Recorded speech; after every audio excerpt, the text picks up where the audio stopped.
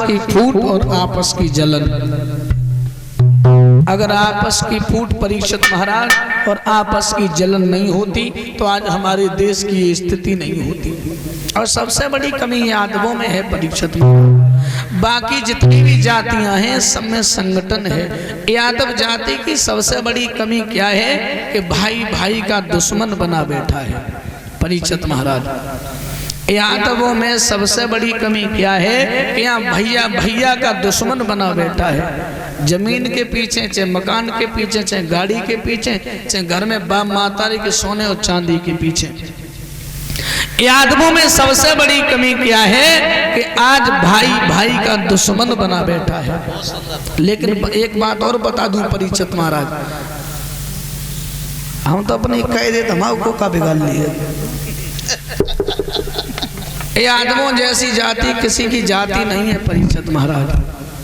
भागवत के अनुसार देख लीजिए और चाहे गोली बंदूकन के अनुसार देख लो, हर तरीका से भागवत ये कहती है कि यादवों से बड़ी कोई जाति नहीं है परीक्षित महाराज। यादवों की कथा सुनने से जीव के जन्म जन्मांतर के पाप दूर हो जाते हैं। यादवों की कथा समझो, जिनकी कथा सुनने से पाप दूर हो जाए परीक्षित महाराज, उन जैसी जाति है किनकी। और दूसरी बात, यादवों में भगवान कन्हैया भंगी चमार धोबी धानु कहने बने, यादवई काय को बने है? जब हमारे खुद के वंश में भगवान स्वयं जन्म लेकर के आए हैं तो समझो परीक्षित महाराज हमारे जैसी जाति है किनकी। लेकिन यादव जाति क्यों पिछड़ रही है परीक्षित जी?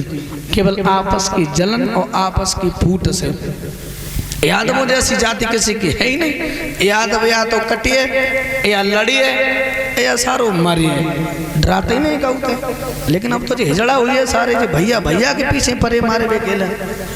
इनको 2 बीघा खेत हुए, अगर भैया कहो जी भैया भैया पे बंदूक तान दिए, भैया को मार डालिए, और तब तो जेल में डरे हैं। यादवों जैसी बंदूक सबसे बड़ी समस्या। अच्छा, हमें इतने लोग मेरी जलन वाले परीक्षित जी के मालूम, हम तो बक देते अपनी सबरी, और हमें तो बोले को तो सीधी मालूम परीक्षित जी हम अपनी मौत तो मरिए ना है।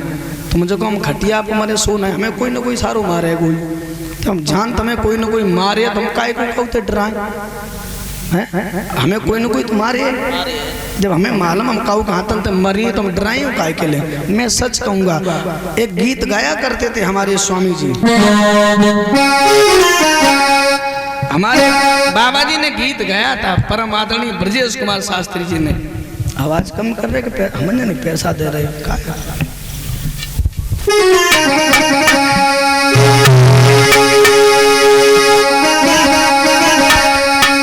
यादवों के बारे में बताया, चरित्र और आचार तुम्हारा था मशहूर जमाने में, मगर आज यादव का गौरव लग रहे आप मिटाने में।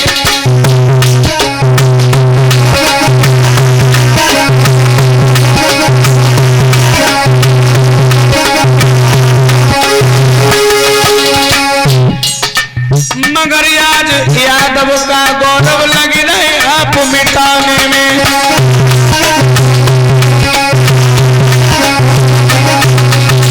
परीक्षित महाराज, यादवों जैसी किसी की जाति नहीं है। विद्वान ये कहते हैं महाराज, या तो यादव लड़ेंगे और या मरेंगे, और कोई काम ही नहीं है। लेकिन लड़ना भाइयों से थोड़ी है, लड़ना भाइयों से नहीं है, दुश्मनों से लड़ना है। तुम्हें अपने भाई से थोड़ी लड़ना है, ना अपने माता पिता से लड़ना है। तुम्हारा काम लड़ना है और मरना है, लेकिन भाइयों से थोड़ी लड़ना है। आपको अन्याय के खिलाफ लड़ना है, अपने भाइयों से नहीं लड़ना है। अन्याय के खिलाफ लड़ना है, आपको अधर्मियों से लड़ना है। ये महाभारत की जो लड़ाई हुई थी महाराज, महाभारत की जो लड़ाई हुई थी, कन्हैया क्या धर्म के पीछे लड़े? नहीं, अधर्मियों से लड़े थे वो तो है। आपको अधर्मियों से लड़ना है, भाई से नहीं लड़ना है। एक चरित्र और आचार तुम्हारा था मशहूर जमाने में, मगर यादव का गौरव लग रहा यार मिटा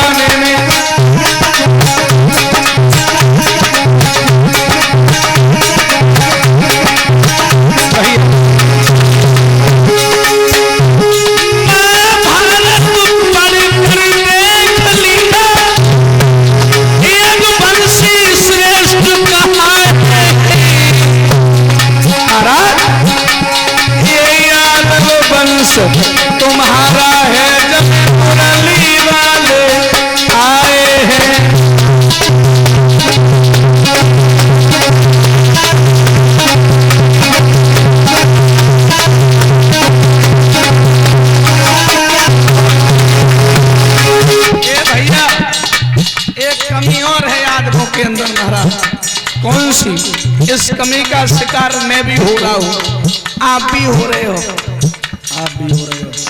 कौन सी? दुनिया वाले भूल गए, दुनिया वाले भूल गए, अरे बोलो मुदेश समरिया, आपस में तुम चेहरा भूल गए, होशियार समरिया।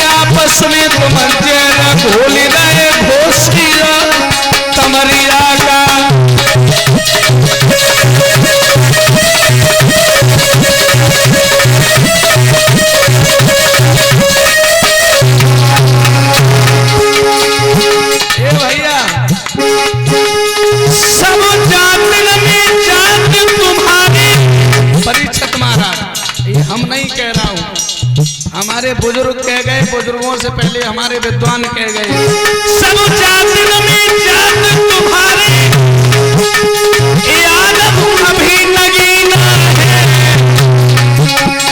यादव जाति पे भेद करे सारो कुत्ता और कमीना है।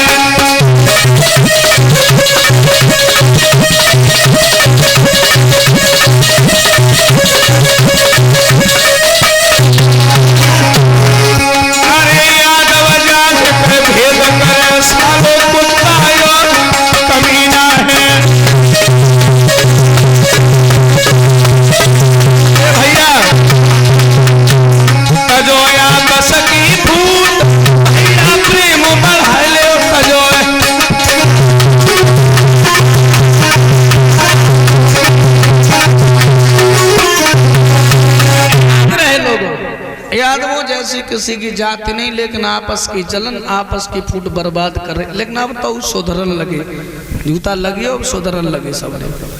और कहा अगर यादव सब एक